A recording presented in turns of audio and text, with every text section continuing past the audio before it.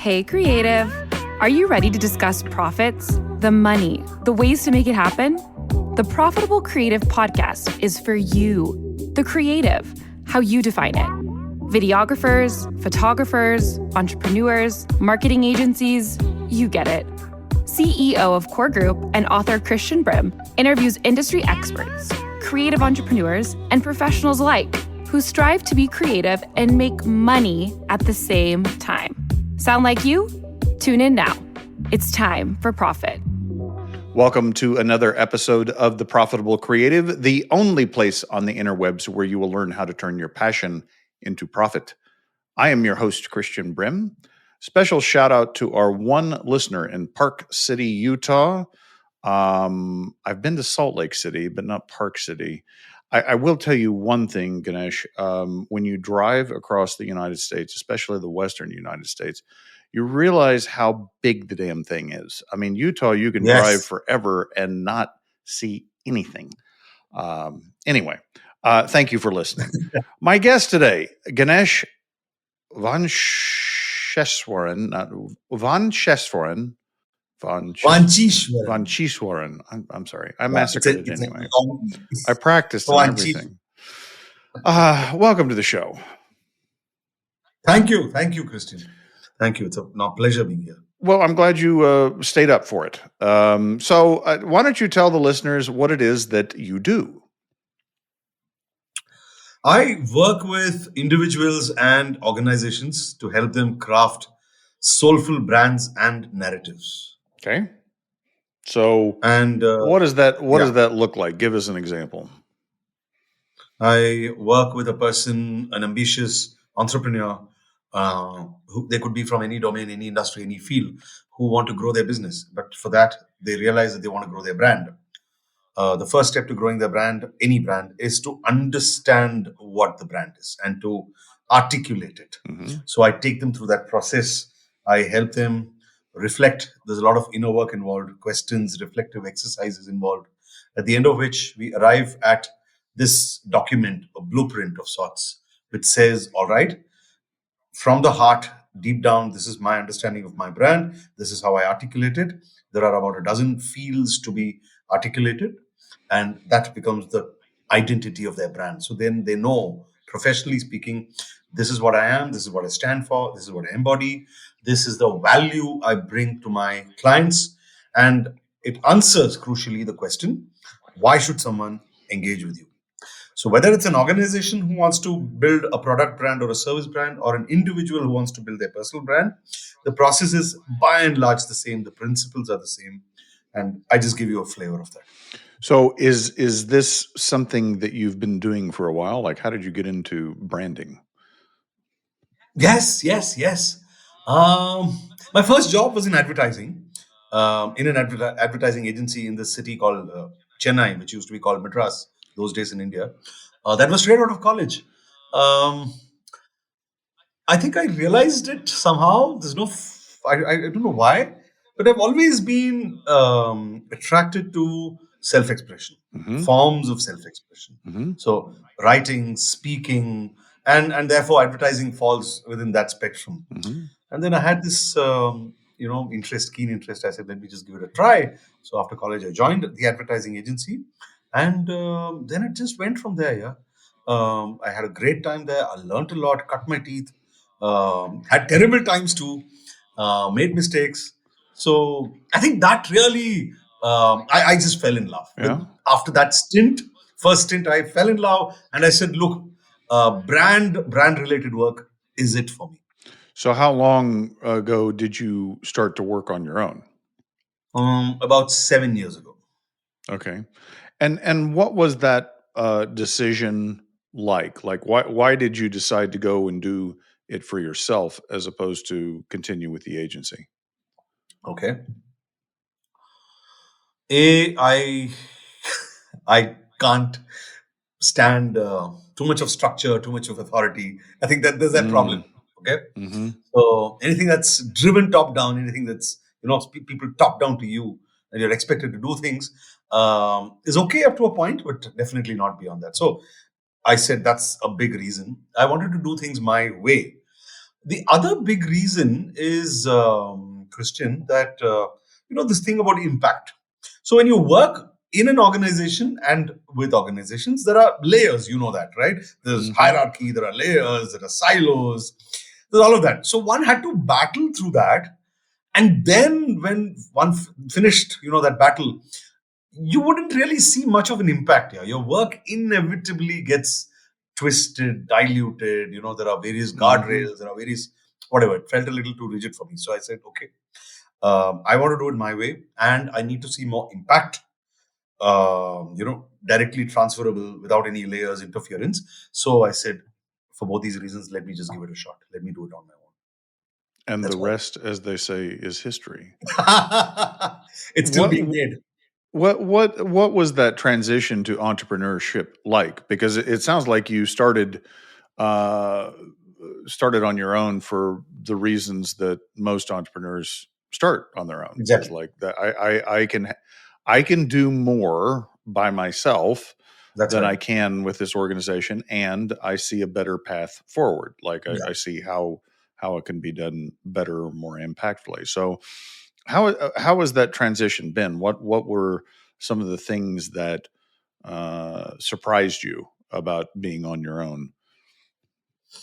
Okay, so I must say that this was my second stab at entrepreneurship. My Okay. first was between 2010 and 12.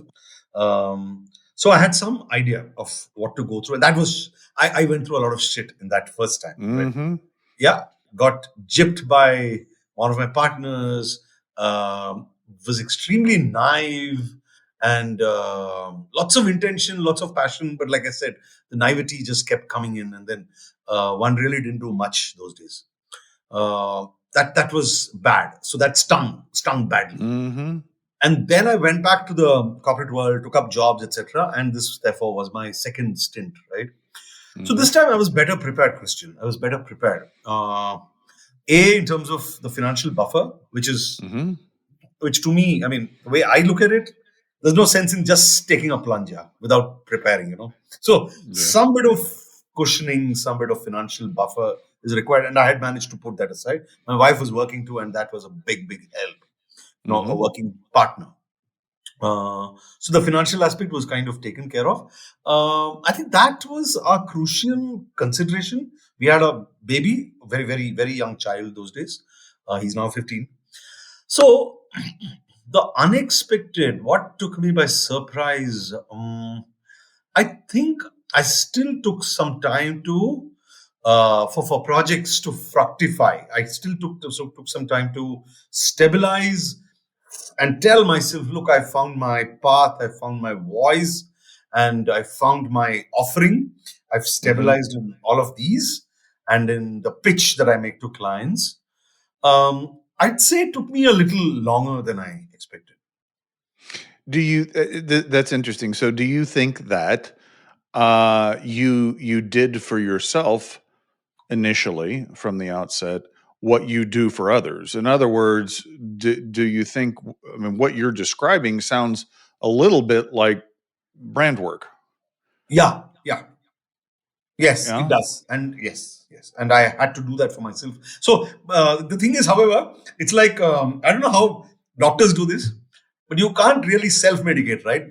There's this thing about doctors and medicating themselves, treating themselves. So I didn't do it the perfect way. I still had a couple of prospects, so I said, let me just latch on to them. Let me start with that business. So thankfully, Mm-hmm. they did come through. I landed a couple of projects by the time I quit, and I had a book writing project also, right? A commission from a leading publisher here. So I had those things in hand, and I said, okay, let me just start working. The theorization, the think can fall, come later. Yeah, the thinking analysis Yeah. can come later. So it was after a year or so, year and a half, that I actually blueprinted my brand. That I actually sat down and think and did what I did for clients. Yeah. I mean, I think there's a certain amount of, well, I think one of the things that make entrepreneurs is this bias towards action. Yeah, And it's like, well, I think this might work, but we're not going to know until we try it. Um, and I think maybe because of experience or, good or bad. Sometimes as we mature as entrepreneurs, we kind of drift away from that, and get more caught up in our head Yeah. around overthinking, like, is this the right decision? And has that been your experience? Like, have you? I'm kind of like getting out of your own way or getting out of your own head. Yes, yes. The first year and a half was difficult in that sense also. I think there was immense self-doubt. There was that voice, da, da, da, da, da. All of us have that, Mm-hmm. especially when you're starting off on your own and it's kind of the vast unknown. You have to build from scratch. Yes, so I had that voice. It was quite loud in the initial couple of years. I had to work at it, change the script, and then it happened. Then I changed the script, and then that's also when, about a year and a half into this journey, I said, okay, let me now sit down and do for myself what I do for clients. I have done action. I've got those projects. I've run Right. through the initial set of projects, and there is talk with other people. But let me now be clear. I think it's high time I become completely clear about what I stand for, what kind of people do I want to serve, and what I offer them. So the self-talk plus this branding activity, identifying my own brand, articulating that, helped enormously in silencing the voice. I want to ask a question. Do you know? Have you read Rory Sutherland's book, Alchemy? No. Okay, highly recommend it. He's brilliant. He's a director at Ogilvy, and Yes, I know of him. Yeah, I know of him. fat Englishman. I shouldn't describe him that way, but he rotund. And I because I was just curious. We can talk about him if you want, but okay. So back to my question. I think I look back at my entrepreneurial journey and a lot of my colleagues, and I think branding is probably one of the most misunderstood things in small businesses. And I think it's because when we think brands, and to a certain extent, culture comes into play too. Yeah. And they're kind of related. That's something for big business, right? Or Right. that's something that you do later. But the way you described it from the outset, of like truly understanding who you are, what you're about, who you serve, what problem you solve, in terms of developing the brand, is really the process that every business owner needs to do more of, not just at the beginning, but continuously, because I think we get lost in the doing. I said we have a bias towards action, but where that leads a lot of times is it's like without intention, and you Yep. end up maybe growing a business like I did, that it was like this big conglomerate mess of things, and it was trying to be everything to everybody, and the whole purpose was to grow. um, it you ended up with something that was unmanageable, unscalable. Yep. And so I think what you're talking about in terms of branding is really just an extension of the work I talk about, which is understanding your client, who you're trying to solve a problem for, and uh, being able to explain their problem in words they use, not words Yeah. you use, Yes. and then have a clear understanding of the value of the solution that you bring, right? And so branding, is the way you described it, seems like that's just an extension of that thought process. It Yes? is. It is. It is. And I see it as one of the finest forms of self-expression. So this switch, this reframing came to my mind about a decade ago, which is to say, a decade into my career. So I'm 20 odd years into into working. It came to me a decade back, and then I had to sit with it. I had to let it simmer. It wasn't clear immediately. It doesn't leap up at you. The idea comes and then there's something that you have to work through.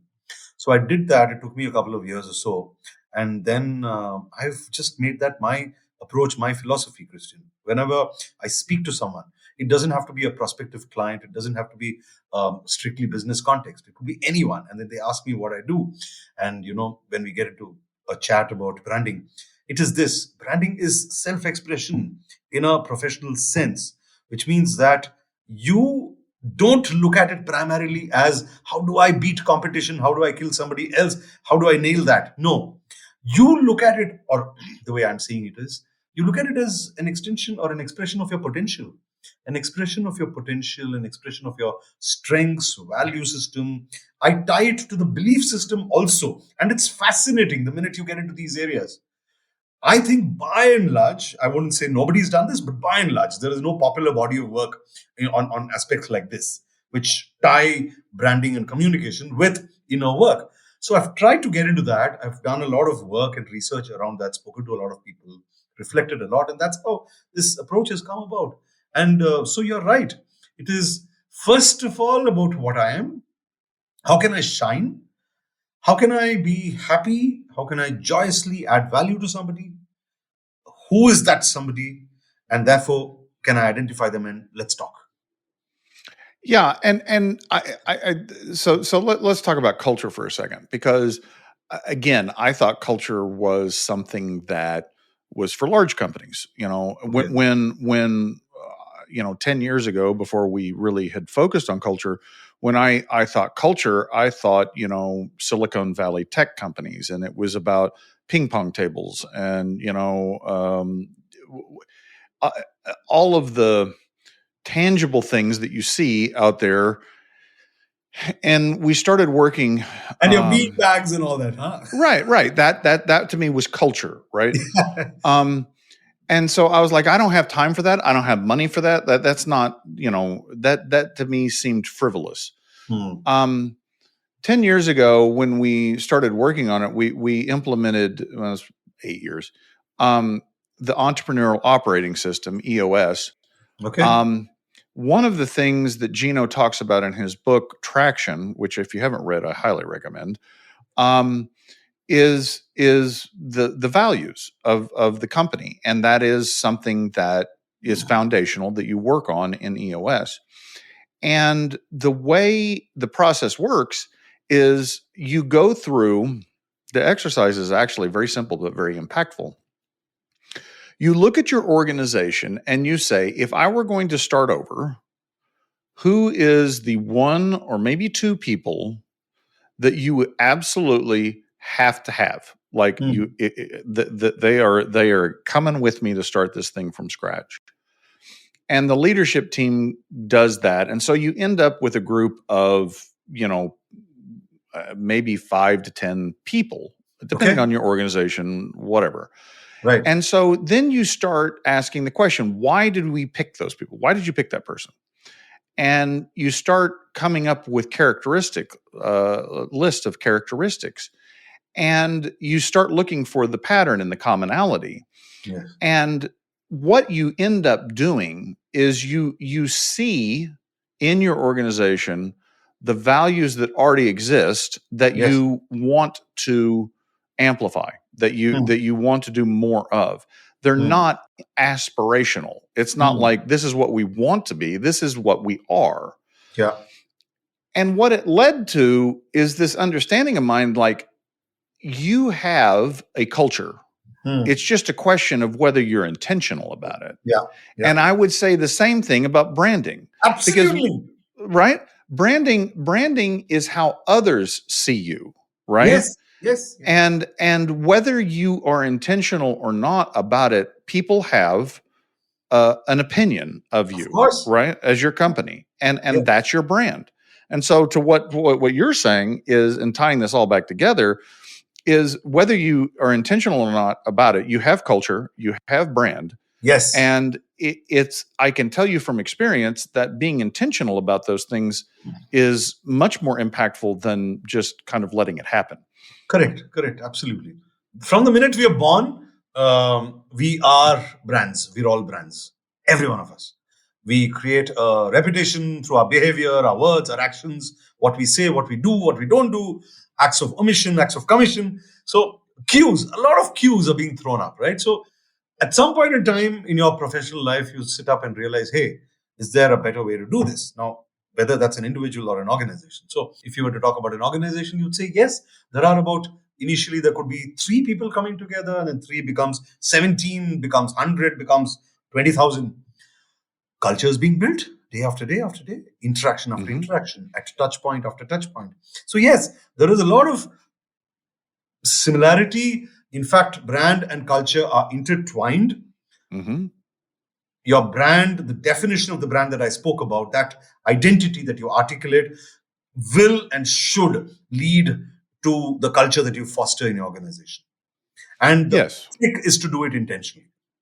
Yes. And with small businesses, I would say anything under 500 employees, maybe 250 employees, the culture and the brand, I would say, although I haven't really thought about it, but it makes sense, is largely based in the founder, the owner, right? Like when you do that culture exercise, that value exercise under EOS, that one of the things at the end is, okay, owner, look at those values that your team picked.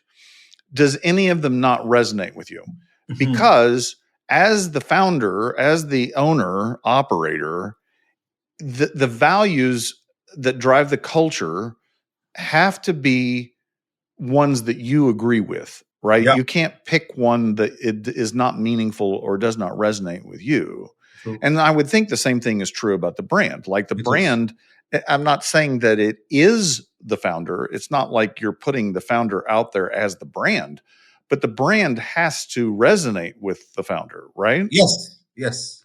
Has to resonate with the founder. And in most organizations, it does emanate. It is born from the founder. Yes. Yeah. And then you have a team, and then you pool their opinions in, and then you try to find shared value systems.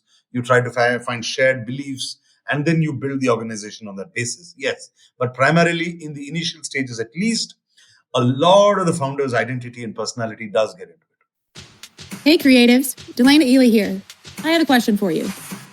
If you could pay yourself more, why aren't you doing it? For real. S Corp is an option for you, the creative entrepreneur, to move your business to the next level, to pay yourself more, and to cut your tax savings down. Yeah, less money to the IRS. We want that, right? So why haven't you done it yet? What's going on? The reality is you probably have 50,000 questions in your brain. You don't know which way is up and down, and you're still too busy to do all those things, plus also create, right? Well, the good thing for you is that Core Group is actually the place to be to get that S Corp election rolling. Yeah, we have an assessment. Let's see if you qualify. Come chat with me. Core Group, turning passion into profit. Do you have an example of a company that you've worked with where you've seen the impact of getting clear on that brand, how that is positively impacted the business?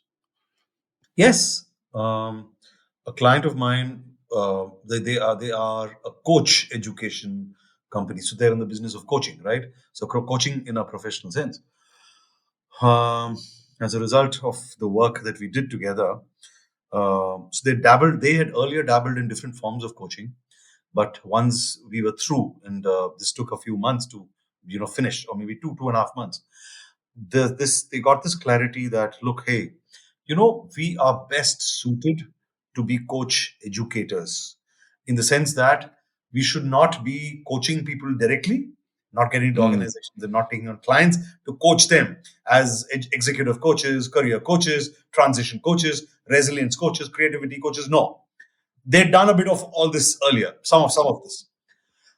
We realized together that, look, your value, your strength, and where you can thrive for the next few years is by helping other coaches become the best. Is by training them, is by educating coaches, putting them on the path to mastery. Yes. And when that Yeah. happened, there was a loud click. There was this loud click, and it was so beautiful. And it's been nearly a year after that, and I can see that the language, the body language, there's new vibrance. They have floated programs to coach coaches, to teach, train coaches, and it's all working very well for them. Yeah, and I go back to the culture example, and then I'll mention brand. So, I, the the thing about being intentional about your culture and your brand Hmm. is that it acts as a filter, right? So when you're presented with opportunities or problems, um, you have something with which to make a decision. So you can't or you shouldn't go against your values. Yeah, In make it should be a filter or a matrix to apply to the business, whether it's a good or a bad thing, like using that.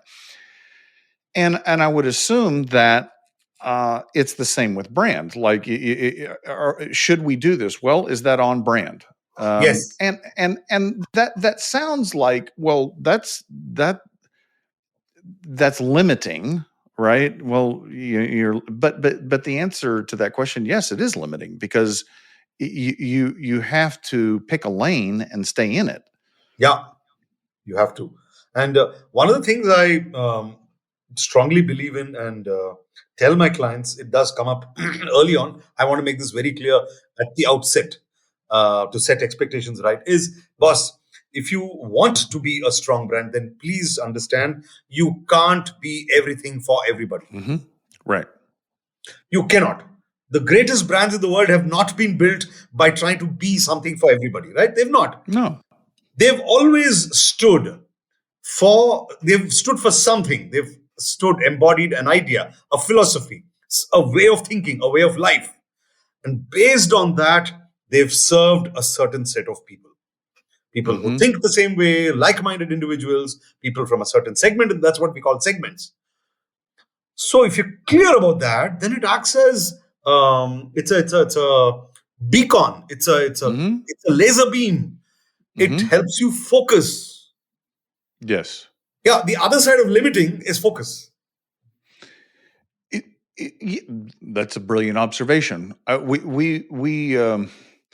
We had worked with an agency many years ago, and they had done a rebrand. Technically, I guess. I mean, I think the confusion for business owners comes into is like, what constitutes a brand, and I think a lot of Yes. them think of a logo or maybe a tagline as the brand.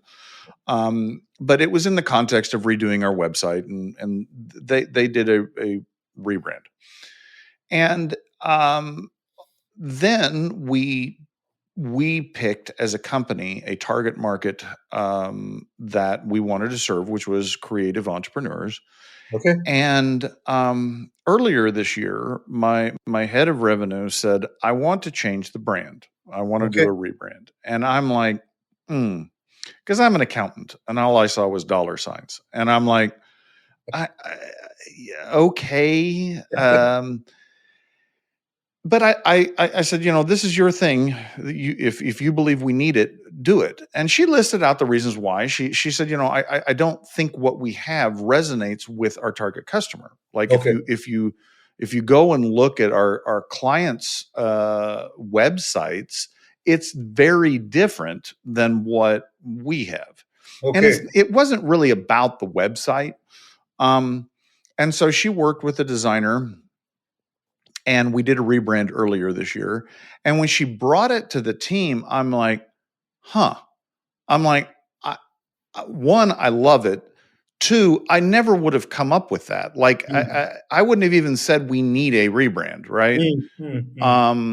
But what she did and what the designer did nailed what we were trying to get as far as our image that we promote to our target client. Yeah, yeah. And that's very frequent, Christian. What you said pans out in thousands of companies. Thousands of companies. I've seen it many times myself. The primary disconnect, like you yourself pointed out, is, boss, a brand is not just the logo or the tagline or your website or the colors you use, right? They are parts of the brand, no doubt. They are the visible parts of the brand, some of the visible parts, but a brand is far deeper than that. A brand, I call the brand the heart, if not the soul of your business, right? So it starts with a thinking, it starts with a thought, an idea, a belief, and then a promise. It's a promise, yeah, to this target consumer, to this segment that I want to serve. Look, you have this problem or you have this need. There's a gap I can see in your life. I'm here to fill that gap for you. And this is why we should talk, that compelling reason. So these are far more important aspects of your brand, which are going to seed into your culture. They're going to seep into your culture, right? These are what is going to permeate. Yeah. And your logo, your website, all of those will come. They are very important, but as a consequence of this thinking.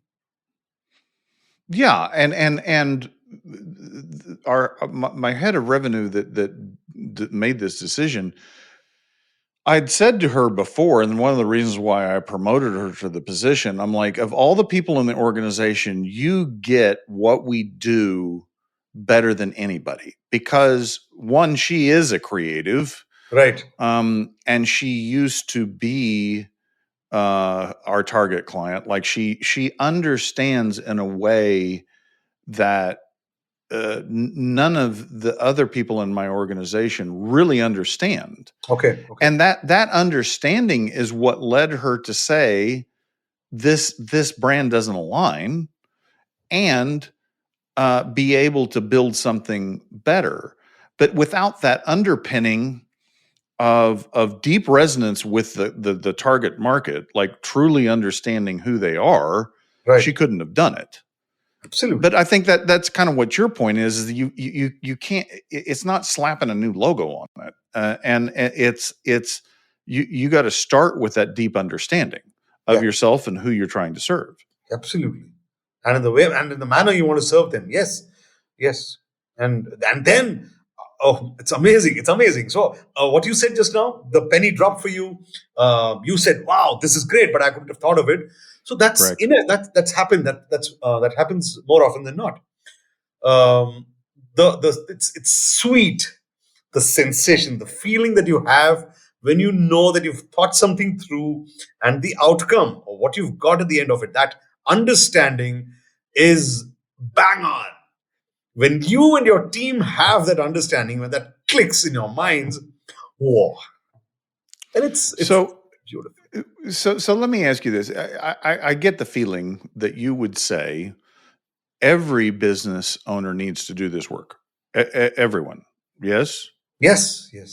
Okay. So where would you, so let's go back to myself 5 years ago, the business owner accountant who was, maybe sold on culture, was trying to be intentional about it.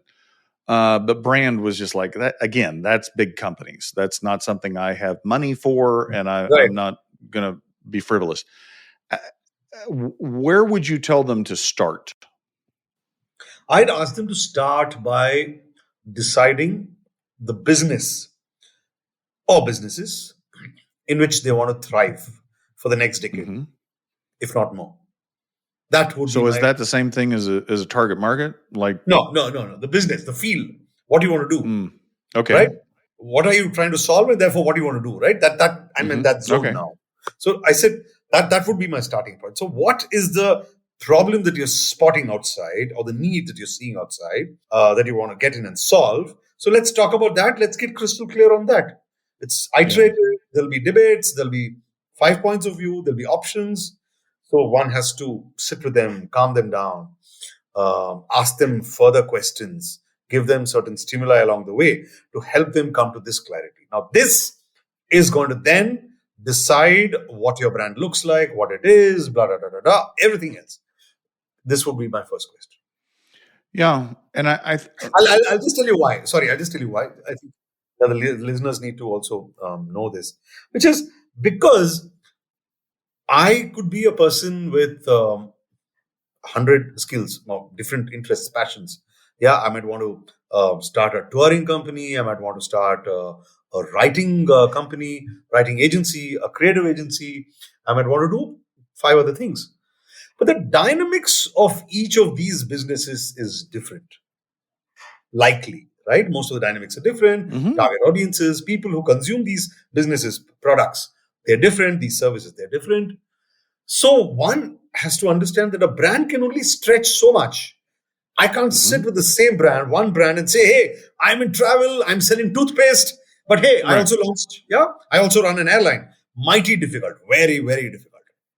Which is why it helps to get focus on, one or two businesses which are adjacent, which are allied, which are kind of connected, and then say, okay, this is it. Yeah, and I think what you're saying is what I'm saying is that you have to do, if you want a successful, sustainable business, you have to do the thought work around the deep thought work around understanding who your customer is, Yes. what the problem is that you solve, the value of your solution. Yep. You have to do the hard work on deciding who you are, the values that you are, what kind of company are you? What are you going to amplify? Not aspirational. This isn't like I wish we were this. This is the best of us as it is right now. Like this is who we are, and this is the best of us, and this is what we want to do more of. And from that comes everything else. If you don't do that work, you're not going to get the right service. You're not going to get the right branding or marketing. You're not going to get the right pricing. You're just going to be guessing out You're there. not going to get the right customer. Exactly. No, 100% right. Right. A good brand and all of this work, what we're talking about is supposed to repel as much as it attracts, right? Yes. Like Yes. someone should see your brand and they're either like, that is goofy as hell, that's not me, or they're going to like, I found my guy, right? It should have that reaction. It shouldn't be anywhere in between. Yes. Unless of course we're selling something which is practically commoditized, like toothpaste, like shampoo, mass. So except for that, yes, but 95% of all other cases, yes, it has to speak to a certain kind of person and a set of people. It has to attract them. It has to make them come to you again and again and again. And I call them screaming fans. The kind of the way I look at building brands is, boss, if you do this well, then your customers are not just going to buy from you, they're going to scream about you from the rooftops. In other words, they're going to advocate for you. They're going to champion your brand. Yeah, that's a big competitive advantage. Yes, and the only way that happens, the only way you get that reaction from somebody is if it deeply resonates. Like it's got to touch them somewhere. Yes. It's not. You can't fake it. You can't. And to your point, it's not about the colors or the logo or any of those things. That is the fruit from the tree of understanding, right? Yep. That's where it starts. Yes. So what we're working on, what we're nourishing is the root. Mm-hmm. Yes. Whatever you see as outcomes, as growth, as anything else is the fruit. Yes. I think it's a great analogy. Ganesh, how do people find out more about you and what you do? I'm active on LinkedIn, so they could hit me up on LinkedIn, follow me there, send me a DM. So I guess you have the LinkedIn link, right? So yeah, we will put the links in the show notes. Yeah. Absolutely. Sure, thanks. So that does work, and otherwise I'm active on Gmail. So my email ID is THEWHOLEHOG, the whole hog at gmail.com. I suppose you can guess why I picked this. I love to start what I finish. I love to see things through. So, you go the whole hog. That's always been one of my credos. And of course, there's my website, www.ganeshv.com. Perfect. ganeshv.com. So I'm active on LinkedIn. You can hit me up there, or send me an email, or come to my website. You're welcome. I love it. Listeners, we'll have those links in the show notes. If you like what you've heard, please rate the podcast, share the podcast, subscribe to the podcast. If you don't like what you've heard, shoot us a message. Tell us what you'd like to hear about, and we'll replace Ganesh. Until next time, TTFN.